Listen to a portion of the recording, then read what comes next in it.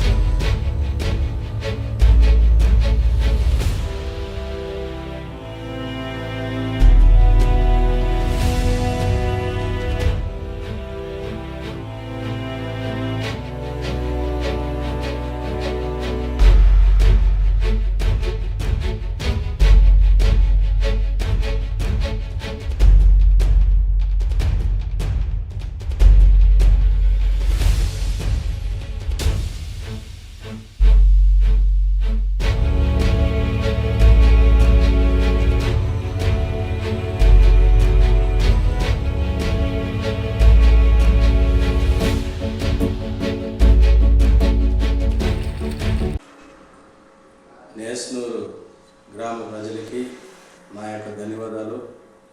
ఈరోజు అనగా మన ఈ 5 సంవత్సరాలు నన్ను సర్పంచ్గా ఎన్నుకొని ఒక చేసినందుకు ప్రతి ఒక్కరికి కూడా పేరు పేరున నా యొక్క ధన్యవాదాలు.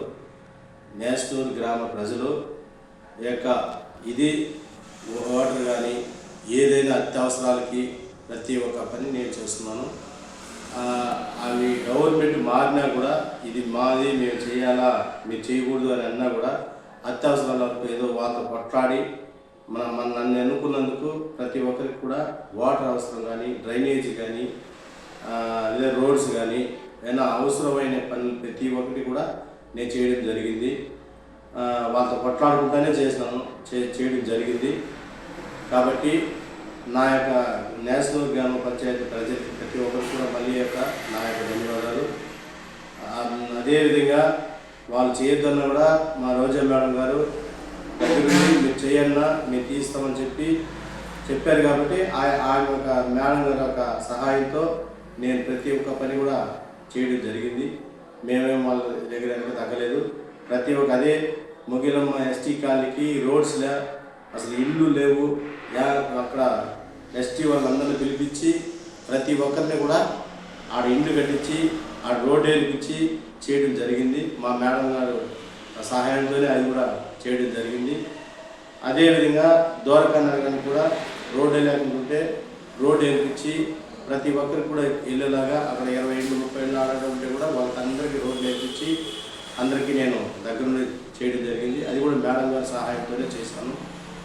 అదేవిధంగా ప్రతి ఒక్క ఈ గవర్నమెంట్ మారి మా యొక్క వరకు నేను చేసుకోవడానికి అంటే కూడా వాళ్ళ దగ్గర పోరాడి మళ్ళీ కొట్లాడి కూడా అన్ని వరకు అత్యవసరాలు ప్రతి ఒక్కటి డ్రైనేజ్ కాడి నుంచి వాటర్ కాడి నుంచి మోటార్లు మన కూడా మోటార్ కాలిపోతే కూడా ఈ మధ్య చేయొద్దన్నా కూడా నేను చేశాను. ఇంకా కూడా నాకు పెండింగ్ బిల్లులు కూడా రావాలి. అయినా కానీ మనం ఇదే కాకుండా మనల్ని ఎన్నుకున్నందుకు మనకు ఖచ్చితంగా అత్యవసరాల వరకు మనం వర్క్ కాంట్రాక్ట్లో అవసరం లేకపోయినా కూడా నీళ్ళు వాటర్లు అవి అవసరం కాబట్టి డ్రైనేజీ నీళ్లు అవసరం కాబట్టి అది ఖచ్చితంగా చేశాను.